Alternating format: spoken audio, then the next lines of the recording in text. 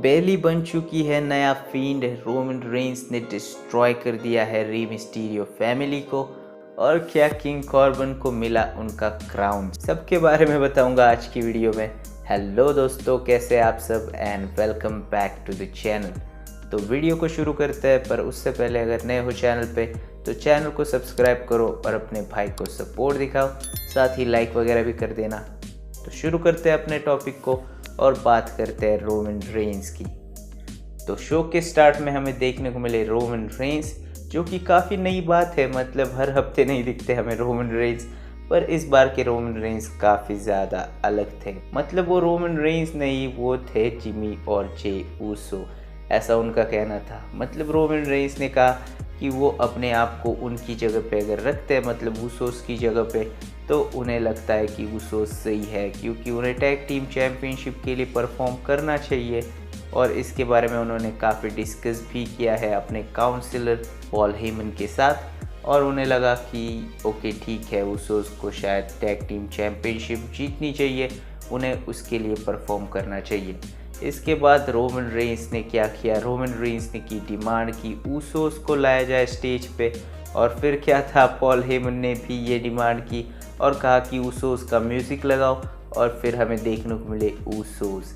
तो Jey Uso तो जल्दी से रोमन रेंस के पास आ गए, थोड़ा सा हग वग किया उन्होंने। पर जिमी ऊसो ये सब करने में इंटरेस्टेड नहीं है, ये हमें पता है। और वो रोमन रेंस के चमचे भी नहीं है, तो वो ज़्यादा भाव नहीं देने वाले रोमन रेंस को। पर इसके बावजूद रोमन रेंस ने उससे डिमांड की एक्नॉलेज करने के लिए। पर जिमी ने कहा कि वो दिन तुम्हारे थे, आज का दिन तुम्हारा नहीं है, आज का दिन हमारा है। आज का दिन है 7 टाइम टैग टीम चैम्पियन बनने का। तो इस पर रोमन रेंस तो थोड़े से अपसेट लगे मुझे, पर उन्होंने उनसे एक डिमांड की कि चैम्पियनशिप तो तुम्हें लेके आनी है अपने फैमिली में। इसके बाद हमें देखने को मिला tag team championship match, Rey Mysterio और Dominik Mysterio versus the Usos. तो ये मैच काफ़ी इंटरेस्टिंग था। मतलब दोनों ही टीम काफ़ी ज़बरदस्त परफॉर्म कर रही थी। और एंड में हमें देखने को मिली डोमिनिक मिस्टीरियो और जे ऊसो की भिड़ंत, जिसमें डोमिनिक मिस्टीरियो ने जे ऊसो को रोल अप लगाया और फिर 3 काउंट के बाद हार गए ऊसोस। पर ऊसोस इतनी आसानी से नहीं हार मानने वाले। मतलब जिमी ऊसो का शोल्डर ऊपर था जब काउंट हुआ था, और इसकी वजह से वो काफ़ी अपसेट भी थे, क्योंकि लीगली वो हार गए थे ऐसे मैच को, जो कि आगे कंटिन्यू होना चाहिए था। पर इसके बाद हमें देखने को मिले रोमन रेंस, जो कि बैक स्टेज काफ़ी ज़्यादा अपसेट थे, क्योंकि उन्हें निराश किया था उनके भाइयों ने। और फिर क्या था, रोमन रेंस मिलने को चले गए अपने भाइयों को, और वहाँ पे जाके उन्होंने कहा कि तुम लोग धप्पाओ इस फैमिली पे, और तुमने मुझे निराश किया है। साथ ही उन्होंने कहा कि तुम एक बच्चे से हार गए, मतलब इससे बुरा क्या हो सकता है। पर उन्होंने कहा कि अभी शो में टाइम है, तुम अगर फिक्स कर सकते हो ये मिस्टेक तो फिक्स कर लो। तुम एडम पियर्स को मिलो या सोनिया डेविल को, मुझे कोई फ़र्क नहीं पड़ता, पर तुम्हें टैग टीम चैम्पियनशिप जीतनी होगी आज के आज। तो ये सब कह के रोमन रेंस वहाँ से निकल लेते हैं। पर जिमी ऊसो ने काफ़ी सारी बातें की थी कि वो जीतेंगे, 7 टाइम चैम्पियन बनेंगे, तो उन्हें ये फिक्स करना होगा रोमन रेंस के लिए, ना से ही अपने लिए तो एट लीस्ट। साथ ही रोमन ने ये भी कहा था कि तुम लोग 6 टाइम टैग टीम चैम्पियन हो, पर तुमने एक बार ही रेसलमेनिया में परफॉर्म किया है, जबकि जे ऊसो को मैंने काफ़ी ट्रेन कर दिया है। मतलब वो हर मेन इवेंट में होता है शो के, और ये मैंने अचीव किया है 6 मंथ से भी कम टाइम में। तो ये जिमी ऊसो पे पर्सनल भी कसा था रोमन रेंस ने, तो उन्हें कुछ प्रूव तो ज़रूर करना पड़ेगा आज के एपिसोड में। और इसी के साथ ही हमें फर्स्ट हाफ ख़त्म होता हुआ दिखता है शो का। तो काफ़ी ज़्यादा ड्रामा देखने को मिला हमें शो में। मतलब रोमन रेंस ने काफ़ी प्रेशर बनाया और ऊसोस अंडर प्रेशर है, तो काफ़ी अच्छी स्टोरी बन चुकी है शो के स्टार्ट में ही। इसके बाद हमें देखने को मिला सेथ रॉलिंस का प्रोमो, और वही सब बातें कि सिज़ारो पे क्यों अटैक किया, और सिज़ारो ये सिज़ारो वो। और सूट काफ़ी अच्छा था सेथ रॉलिंस का, पर प्रोमो मुझे कुछ खास नहीं लगा। इसके बाद हमें मैच देखने को मिला कार्मेला और लिव मॉर्गन के बीच में।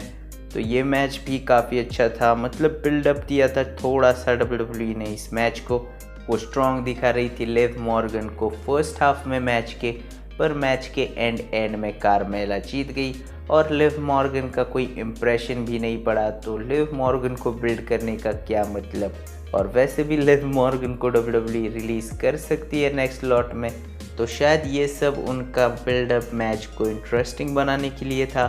पर वैसे भी लिव मॉर्गन रिप्लेसमेंट थी, मतलब मिया यिम डेब्यू करने वाली थी आज कार्मेला के अगेंस्ट, बट एन मौके पर हमें लिव मॉर्गन देखने को मिली और शायद इसी वजह से ये सब बिल्डअप दिया था WWE ने।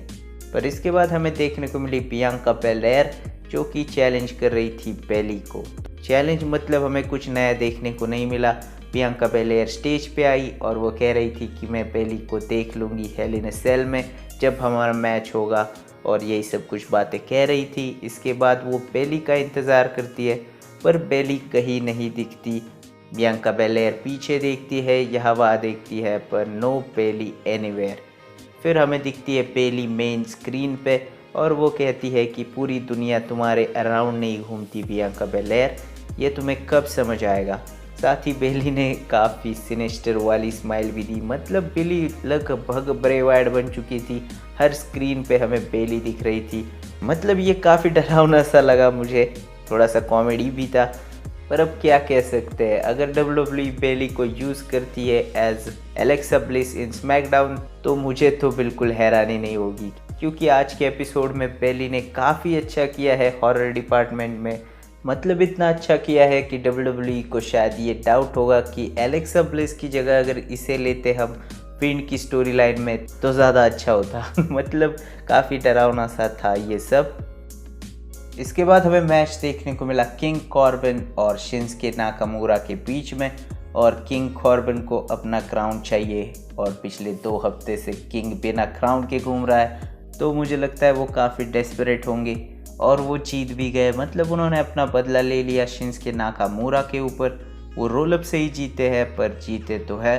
फिर वो अपना क्राउन राइटफुली ले रहे थे, पर रिक बोट ने उन्हें ऐसा करने नहीं दिया और शिंसके नाकामुरा ने उनसे क्राउन फिर से छीन लिया। तो शिंसके नाकामुरा ने क्राउन ले लिया, पर मुझे नहीं लगता क्राउन को शिंसके नाकामुरा के साथ रहना है, क्योंकि जैसे उन्होंने डांस स्टार्ट किया क्राउन फिर से जंप मार के जा रहा था किंग कॉर्बिन के पास। तो किंग कॉर्बिन का क्राउन शिंसके नाकामुरा को पसंद नहीं करता, ये क्राउन ने भी बताया है। पर फोर्सफुली नाकामुरा ने वो क्राउन फिर से पहना और एक हाथ से क्राउन पकड़ के डांस तो कंप्लीट किया उन्होंने। मतलब डांस तो कंप्लीट होना चाहिए, क्राउन हो या ना हो।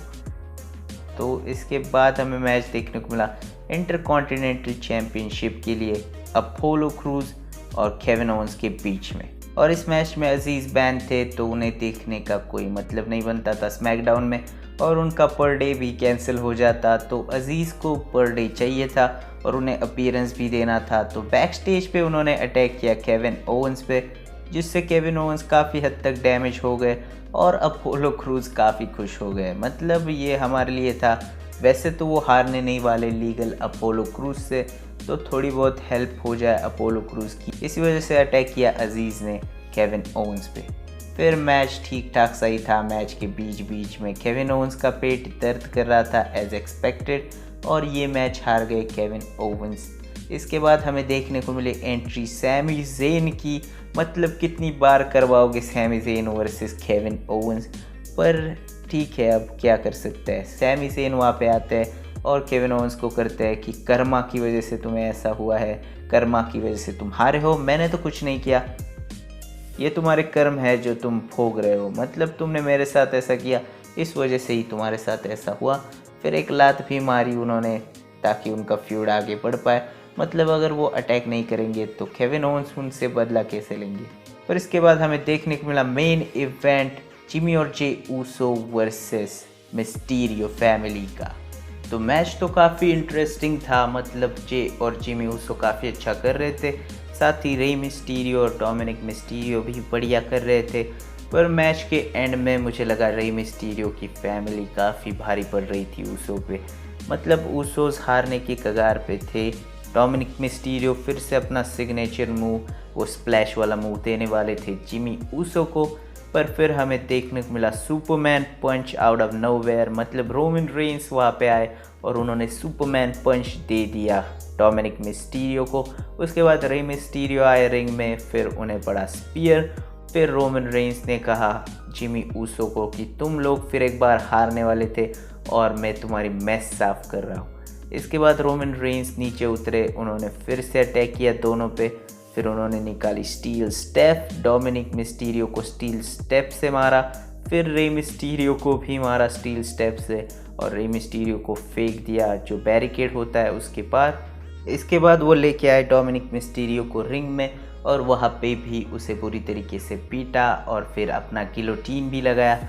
मतलब डोमिनिक मिस्टीरियो चीख रहे थे पर उन्हें बचाने को वहाँ पे कोई नहीं था, जो कि काफ़ी देखने में बुरा लग रहा था। रेफरी भी डर गए थे रोमन रेंस से, पर जिमी ऊसो सामने आए और उन्होंने कहा कि छोड़ दो उसे, वो बेहोश हो गया है। और फिर 2-3 बार कहने के बाद रोमन रेंस ने उसे छोड़ दिया।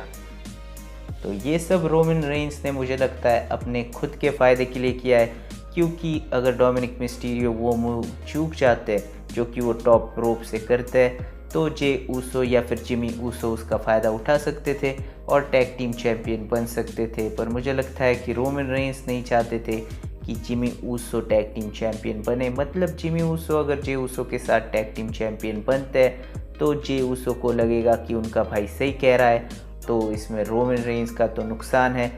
और ये साफ भी हो गया जब जिमी ऊसो जा रहे थे, वो बुला रहे थे अपने भाई को, मतलब जे ऊसो को, पर रोमन रेंस ने उन्हें जाने से रोका और जे ऊसो भी रुक गए रोमन रेंस की डोमिनेंस की वजह से।